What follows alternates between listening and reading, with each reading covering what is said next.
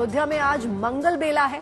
हर तरफ भगवान राम के तिलकोत्सव का उत्साह है। इस भव्य समारोह की तैयारियां पूरी हो चुकी हैं। नेपाल के जनकपुर से तिलक चढ़ाने वाले मेहमान अयोध्या पहुंच चुके हैं। ये पर्व कितना खास है, इसका अंदाजा इसी बात से लग रहा है कि समारोह में शामिल होने के लिए नेपाल के मध्य प्रदेश के मुख्यमंत्री और कैबिनेट मिनिस्टर भी आए हैं। इनके साथ ही नेपाल के तमाम नामी चेहरे समेत करीब 500 लोग इस भव्य तिलक समारोह में शामिल होने के लिए अयोध्या में हैं। इन मेहमानों के स्वागत के लिए अयोध्या भी तैयार है। अयोध्या में भगवान राम के तिलक की परंपरा सदियों पुरानी है।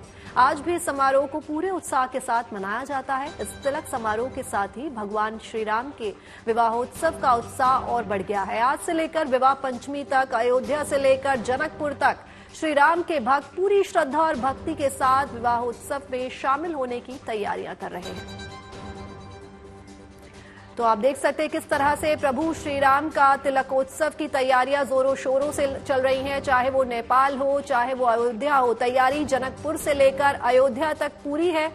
और आज जो है प्रभु श्री राम का तिलकोत्सव और उसके बाद पंचमी के दिन विवाहोत्सव की तैयारियां जो हैं वो देखते ही बनती हैं। तो अयोध्या नगरी जो है वो सज के संवर के तैयार है और तिलकोत्सव की तैयारियां पूरी हो चुकी हैं।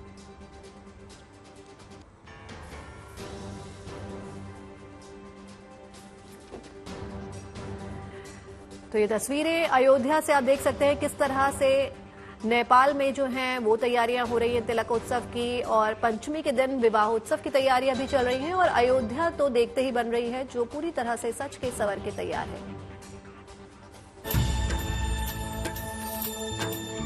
श्री रामचंद्र कृपालु भजमन हरण भव भय दारुणम्। जनकपुर से अयोध्या पहुंचे तिलक के उपहार।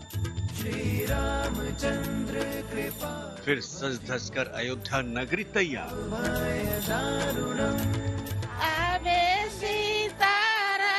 प्रभु श्री राम की नगरी में फिर गूंजे मंगल की। अब अयोध्या वासियों को तिलक के पावन उत्सव का इंतजार।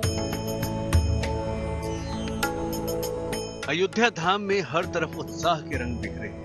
प्रभु श्री राम के विवाह की तैयारियां पूरी हो चुकी हैं। 6 दिसंबर को होने वाले विवाहोत्सव से पहले आज तिलकोत्सव का भव्य समारोह होने जा रहा है।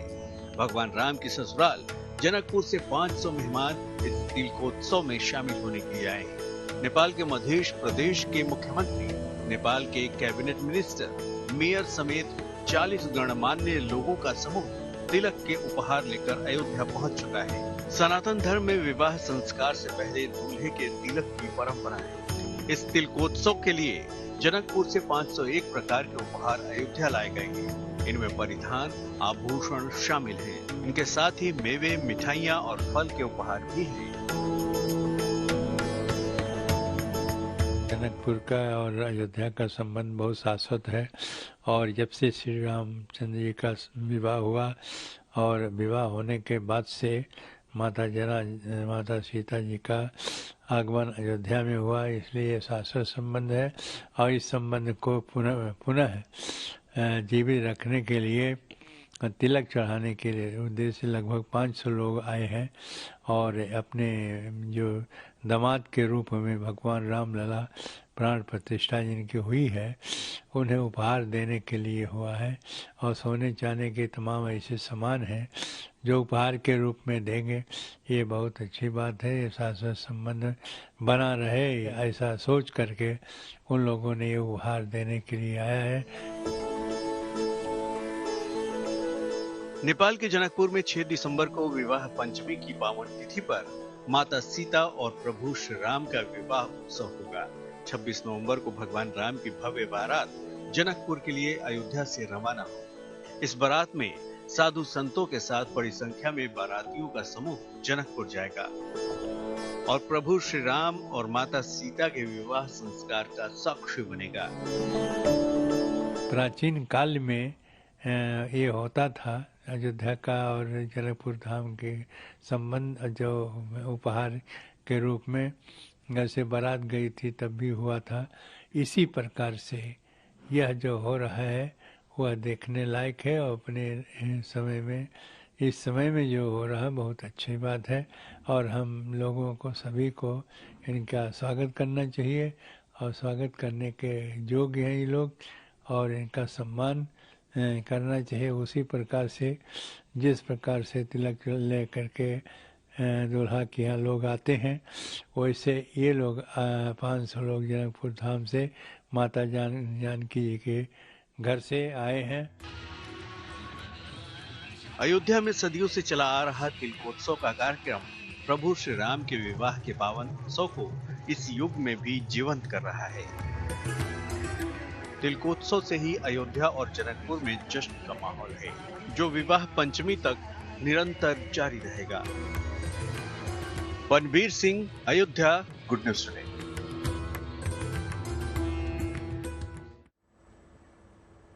तो अयोध्या से आपने हमारी एक खास रिपोर्ट देखी। हमारे संवाददाता बनवीर सिंह हमारे साथ लाइव भी जुड़ गए हैं, उनसे जरा जान लेते हैं किस तरीके की तैयारियां तिलकोत्सव को लेकर की जा रही हैं।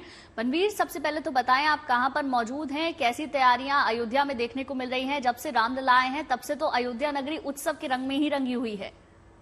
बिल्कुल गुंजन, आप देखेंगी तो हम उस मंच के सामने खड़े हैं जिस मंच पे ये तिलकोत्सव होना है।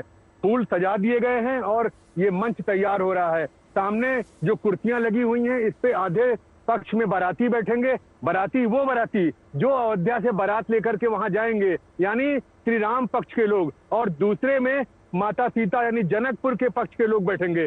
तो ये कुर्सियां इस तरह से सजाई गई हैं जहां पे तिलकोत्सव के समय लोग बैठ करके इस पूरे तिलकोत्सव का आनंद लेंगे। ये फूल हैं जो अलग अलग तरह से सजाए गए हैं, बैंड बाजे और वो भी सारी चीजें यहाँ पे व्यवस्था हो रही है। और इसी के साथ साथ सारे उपहार जो अलग अलग तरह के आए हैं उनको भी यहाँ पर करीने से सजाया जा रहा है। यानी पूरी तैयारी उसी तरह से है जैसे किसी आम घर में तिलकोत्सव के समय पूरी तैयारी होती है। तो इस तरह से अगर कहा जाए तो ये परंपरा अपने आप में बड़ी अद्भुत है, सतयुग से चली आ रही है और आगे सदियों तक चलती जाएगी। यानी इस परंपरा की भी अजीब कहानी है जो आस्था से जुड़ी है, विश्वास से जुड़ी है और भारत और नेपाल के रिश्तों से भी जुड़ी है। हमारे साथ हैं विश्व हिंदू परिषद के यहाँ पे मीडिया प्रभारी शरद शर्मा जी। ये खास तौर पे इसलिए विश्व हिंदू परिषद का जिक्र है कि विश्व हिंदू परिषद नेपाल के साथ ही ये लोग सारे लोग नेपाल से यहाँ आए हैं। तो किस तरह की तैयारी है और किस तरह की सारी चीजें? ये कार्यक्रम जो है लगातार 3 वर्षों में होता रहा है और पिछले 3 वर्षों में अयोध्या से माता जानकी के विवाह के लिए यानी मर्यादा पुरुषोत्तम भगवान श्री राम यहाँ पे यात्रा निकलती रही और वह कार्यक्रम जागरूक होता रहा है। जिस प्रकार से हमारे केंद्रीय मंत्री जो है राजेंद्र सिंह पंकज जी इस आयोजन में इसके संयोजन में लगे हुए हैं, ये अद्भुत है। और मुझे लगता है कि नेपाल और भारत का एक जो संबंध है वह जो प्राचीनता को लिए हुए आज वर्तमान में भी उसी प्रकार से वह संबंध जो है प्रांगण हो रहा है, सुरक्षित हो रहा है और एक संस्कृति और जो उत्सव है उसको कहीं ना कहीं संरक्षित कर रहा है। ये आज का कार्यक्रम जो है बड़ा उत्साहजनक है और उत्सव से परिपूर्ण है। हम सब जो है आह्लादित हैं कि मर्यादा पुरुषोत्तम भगवान श्री राम के तिलक के लिए जनकपुर वासी आ रहे हैं, यानी माता जानकी के ननिहाल से आ रहे हैं, उनके नैहर से लोग आ रहे हैं। और यह कार्यक्रम जो है जब अपने आप में 2 बजे के बाद शुरू होगा तो अभी जो अद्भुत कथा होगी उसकी और हम सब जो है उसके साक्षी बनेंगे। जिस प्रकार से त्रेता में भगवान श्री राम के का विवाह हुआ और हम सब तो उस समय उपस्थित हैं, किस रूप में रहेंगे पता नहीं, लेकिन आज कलयुग में इस प्रकार के कार्यक्रम का आयोजन जो है या कहीं ना कहीं जो है हमारे जीवन को धन्य कर रहा है। हम सब उससे धन्य हो रहे हैं और हम अपने आप को साक्षी मान रहे हैं, अपने आप को जो है इस उत्सव में कहीं ना कहीं अपने आप को सम्मिलित मान रहे हैं। तो यह कार्यक्रम जो है बहुत ही सुंदर होगा और अद्भुत होगा। जब यह विवाह यात्रा यहाँ से जनकपुर पहुंचेगी तो वह कार्यक्रम भी शोभामान होगा। किस प्रकार से राम जानकी मंदिर में लोग पहुंचते हैं, जानकी मंदिर में, और वहां पर लोगों का स्वागत होता है बारातियों का, ठीक उसी प्रकार से तिलक लेकर आने वाले लोगों का भी स्वागत, अभिनंदन, वंदन यहाँ के संत धर्माचार्य करेंगे। हमारे राजेंद्र सिंह पंकज जी जो इसके संयोजक हैं वो लगातार सक्रिय हैं, इस कार्यक्रम को देख रहे हैं, स्वयं उनके मार्गदर्शन में ये कार्यक्रम हो रहा है। तो यह कार्यक्रम जो है आने वाले दिनों में नेपाल और भारत का जो रिश्ता है, जो एक प्राचीन, वह भी एकदम पुख्त होगा, यानी मजबूत होगा, सुरक्षित होगा और हम सबका सौभाग्य है कि हम सब इसमें सम्मिलित। तो गुंजन यहाँ पे 2 चीजें और बता दें कि हमेशा जो है अयोध्या से राम बारात जो है जनकपुर के लिए जाती रही है, लेकिन ऐसा पहली बार हो रहा है कि तिलकोत्सव का कार्यक्रम अयोध्या में हो रहा है रामलला की प्राण प्रतिष्ठा कार्यक्रम के बाद। तो यहाँ पे इसलिए तिलकोत्सव का एक नई शुरुआत है और इसका एक नया महत्व भी है। जिन राजेंद्र सिंह पंकज की बात हो रही है वो राजा दशरथ की भूमिका में यहाँ पे चारों भाइयों के साथ 26 तारीख को बारात लेकर के निकलेंगे। उसमें साधु संत के साथ देश भर के गणमान्य व्यक्ति भी शामिल होंगे और जब ये बारात जनकपुर पहुंचती है तो उसको लेके 8 दिन लगते हैं जनकपुर पहुंचने में। और वहां पहुंचने के बाद बिल्कुल उसी तरह के अलग अलग कार्यक्रम होते हैं जैसे शादियों में अलग अलग आपको दिखाई देते हैं। लेकिन खास बात यह है कि वहां के लोग इस तरह से राजा दशरथ को लेकर के, जैसे पुरानी शादियों में आप देखेंगे, नई पीढ़ी को छोड़ दिए तो पुरानी पीढ़ियों में जब वर पक्ष के लोग पहुंचते हैं तो कन्या पक्ष के लोग उनका गालियों से स्वागत करते हैं। उसी तरह से गालियों का एक पूरा वो होता है, उसी की राजा दशरथ का स्वागत किया जाता है और इसी तरह से इतना मनोहारी दृश्य होता है कि इसकी कल्पना नहीं हो सकती। लेकिन अब ये तिलक की पहली शुरुआत है तो यहाँ पे आप देखेंगे ये यहाँ पे बाकायदा म्यूजिक सिस्टम लगाए जा रहे हैं जहाँ पर कि अलग अलग तरह से गाने बजेंगे जो राम सीता के विवाह से जुड़े होंगे। और यहाँ पे ये मंच है जहाँ पर कि ये पूरा तिलकोत्सव का कार्यक्रम होने वाला है और पूरा एक फूलों के साथ साथ अलग अलग चीजें के साउंड सिस्टम से लेके सब चीजें लगाए जा रहे हैं। यानी कि जो अयोध्या है वो अपने आप में सज रही है, संवर रही है और तिलकोत्सव के लिए तैयार हो रही है। जी गुंजन। जी बनवीर जी, बहुत बहुत धन्यवाद आपका इस तमाम जानकारी के लिए। और जैसा कि तस्वीरों में आपने दिखाया, हम यहाँ स्टूडियो में बैठ के उस चीज को महसूस कर सकते हैं। आप तो वहां खुद मौजूद है कि कितनी भव्य और दिव्य तैयारियां इस वक्त अयोध्या में चल रही हैं। शुक्रिया आपका इस तमाम जानकारी के लिए। और आइए अब आपको दिखाते हैं कि तिलकोत्सव के लिए अयोध्या किस तरह से सज धज कर तैयार है, तिलक समारोह में क्या क्या होने वाला है, बता रहे हैं हमारे संवाददाता बनवीर सिंह। श्री राम के तिलकोत्सव का मंच सज रहा है। यही वो जगह है जहां पर तिलक चढ़ाई जाएगी। पूरी तैयारियां हो चुकी हैं, फूल सजाए जा चुके हैं और पूरा उसी तरह का कार्यक्रम दिखाई दे रहा है जैसा किसी शादी में होता है।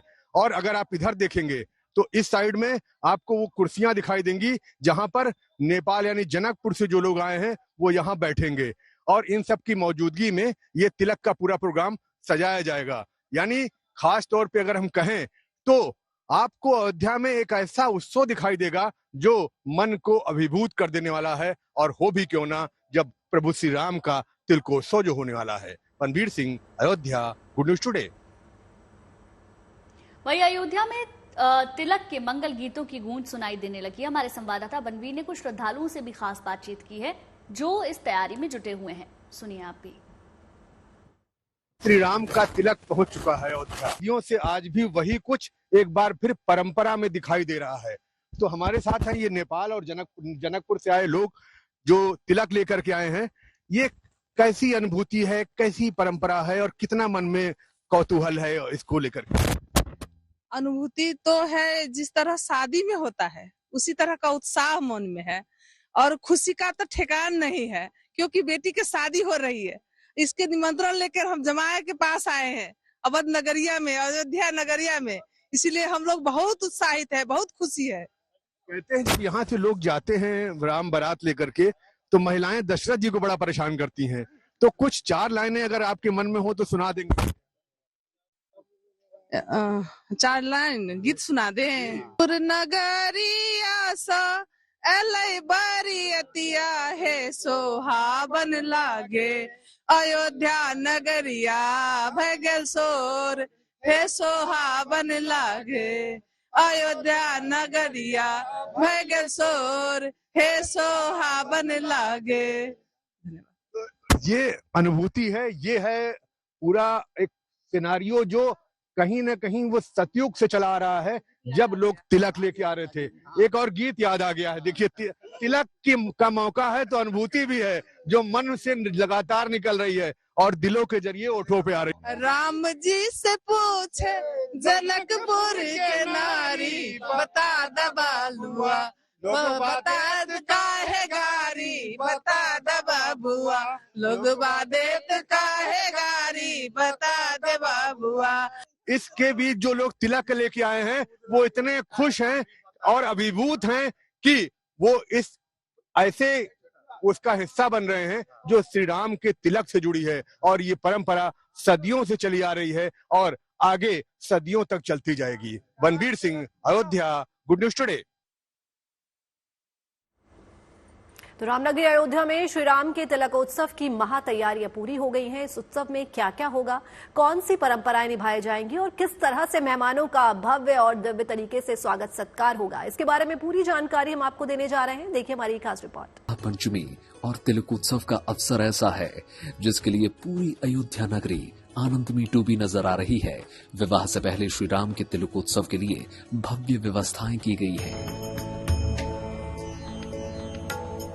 विवाहोत्सव के पहले होने वाले तिलक की रस्में हिंदू परंपरा और रीति रिवाजों के अनुसार निभाई जाएंगी। इसमें त्रेता युग की भी झलक देखने को मिलेगी।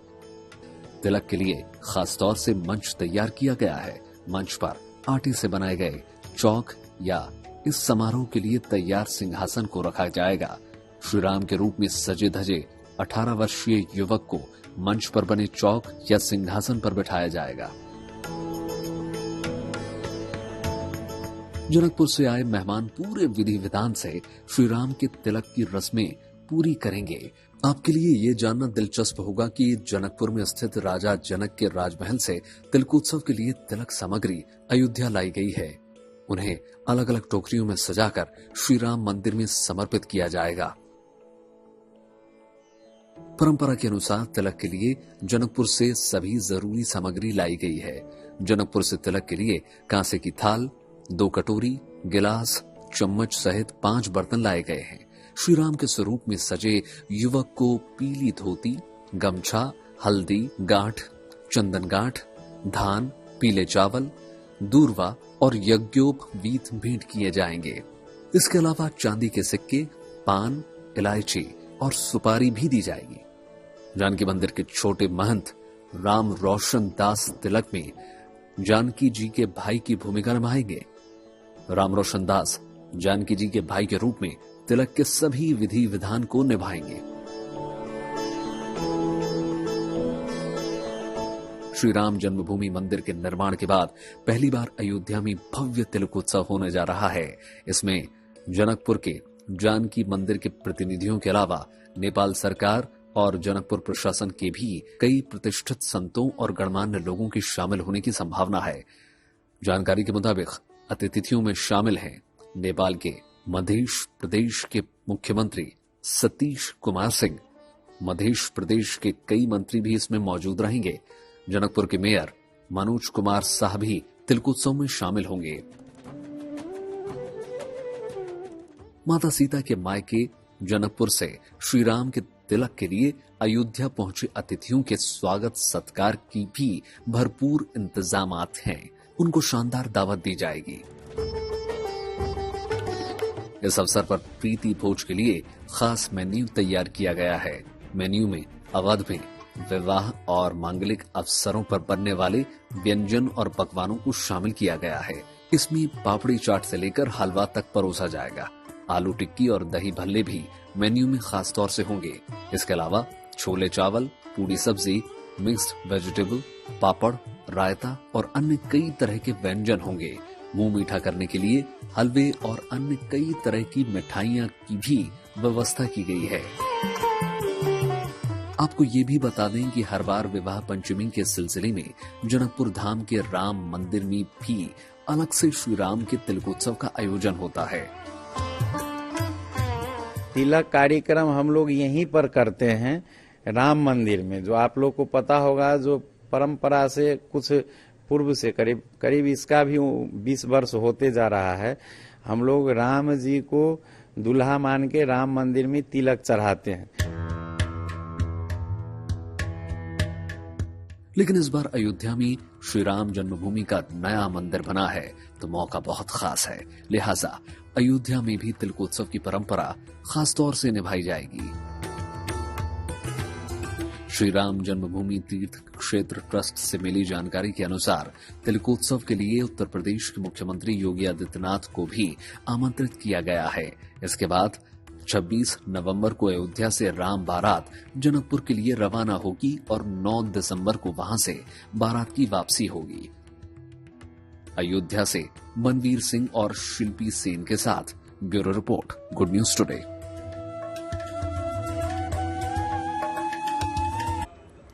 जो सांस हमारी जिंदगी है उस पर खतरा मंडरा रहा है। दिल्ली की हवा इस मौसम में अपने सबसे खराब स्तर पर पहुंच चुकी है। इस सीजन में पहली बार दिल्ली के लोग सबसे जहरीली हवा में सांस ले रहे हैं। सभी जगहों पर हवा गंभीर प्लस श्रेणी में बनी हुई है। दिल्ली एनसीआर के ज्यादातर इलाके स्मॉग की चादर में लिपटे हुए नजर आ रहे हैं। बढ़ते प्रदूषण को देखते हुए दिल्ली एनसीआर में ग्राफ 4 नियम लागू कर दिया गया है।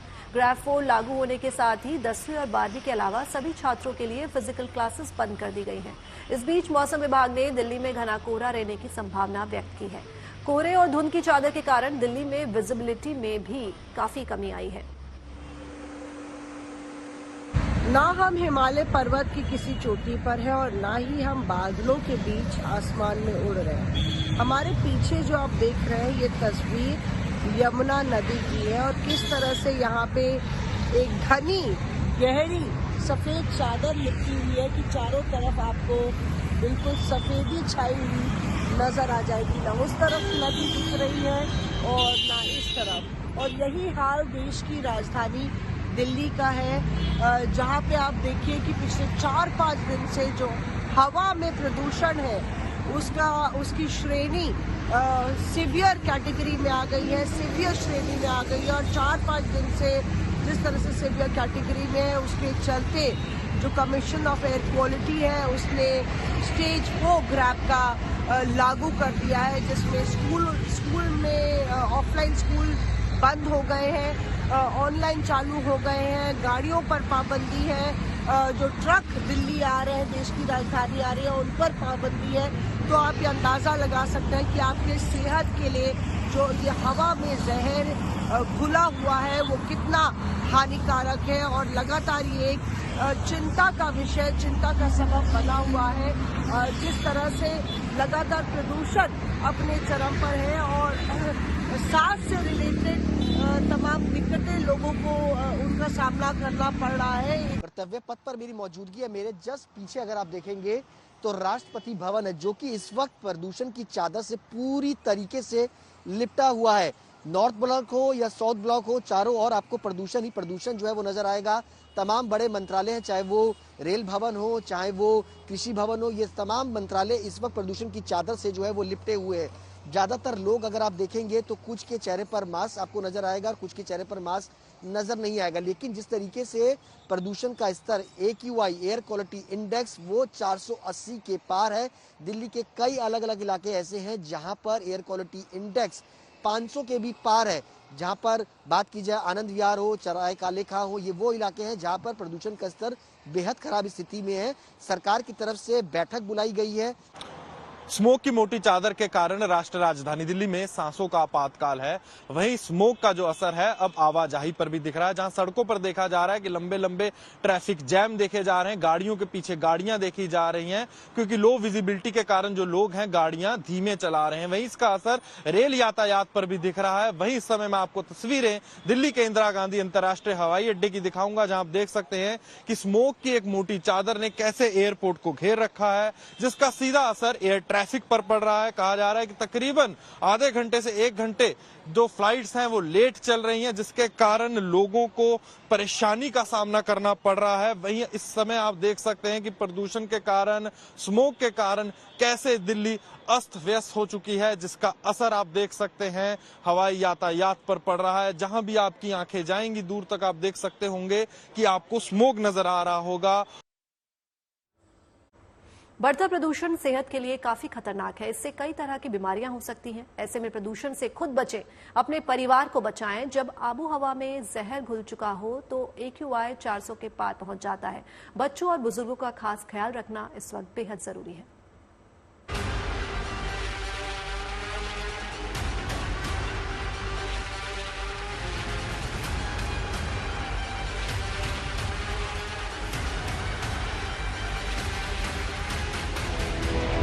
वायु प्रदूषण की वजह से दिल्ली NCR धुंध की चादर से ढक चुका है।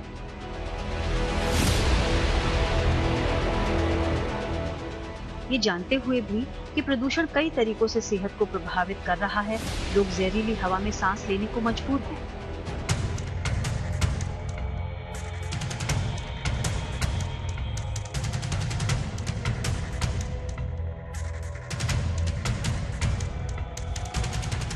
दूषित हवा लंग से लेकर हार्ट और ब्रेन तक को नुकसान पहुंचाती है। प्रदूषण के चलते सांस लेने में दिक्कत, गले में खराश और आंखों में जलन होना आम समस्या है।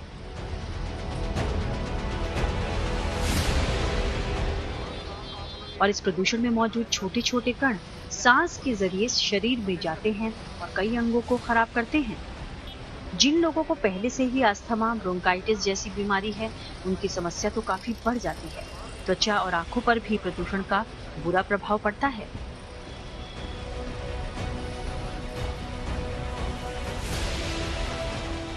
बढ़ते वायु प्रदूषण से बड़े ही नहीं, बच्चे भी परेशान हैं। बच्चों की सेहत पर जहरीली हवा का बहुत बुरा प्रभाव पड़ता है।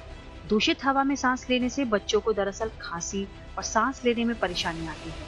कमजोर इम्यूनिटी वाले बच्चे तो प्रदूषण के चलते जल्द बीमार पड़ जाते हैं। डॉक्टरों के अनुसार प्रदूषण ज्यादा हो तो बच्चों को घर के अंदर ही रखें। बच्चों को घर से बाहर निकलते समय मास्क लगाने के लिए जरूर कहें। आउटडोर गेम्स की बजाय आप बच्चे को इंडोर गेम्स खेलने के लिए भी प्रोत्साहित कर सकते हैं।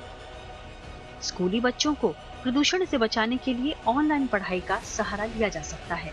वहीं बच्चों के खान पान पर भी ध्यान देना जरूरी है। एक्सपर्ट के अनुसार बच्चों को हरी सब्जियां और फल खिलाएं और दिन में कम से कम 8 गिलास पानी पिलाएं। बुजुर्गों के लिए भी प्रदूषण बड़ी मुसीबत है। प्रदूषण बुजुर्गों को डराता है और बीमार भी करता है। प्रदूषण के चलते बुजुर्गों का बाहर घूमना फिरना मुश्किल हो जाता है।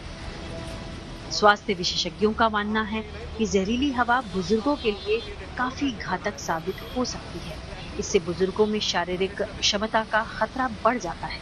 प्रदूषण की वजह से फेफड़ों में सूजन और ऑक्सीडेटिव तनाव भी हो सकता है।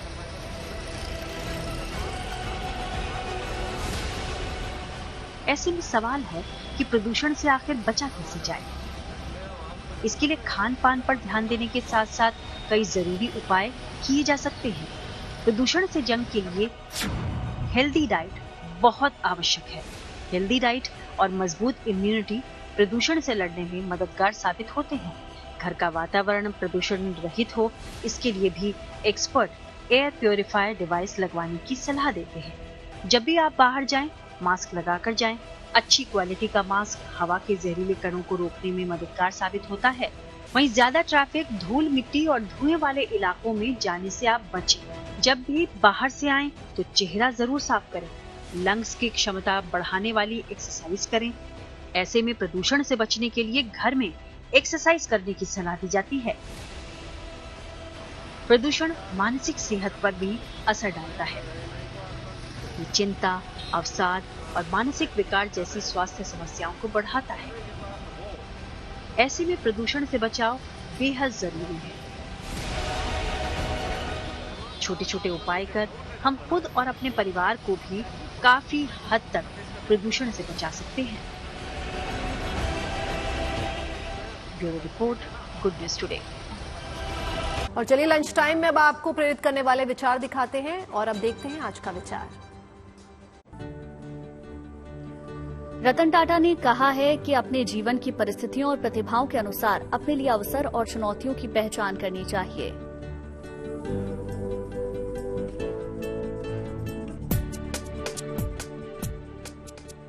उम्मीद करते हैं खबरों के इस लंच टाइम में आपको पेट भर जानकारियां जरूर मिली होंगी।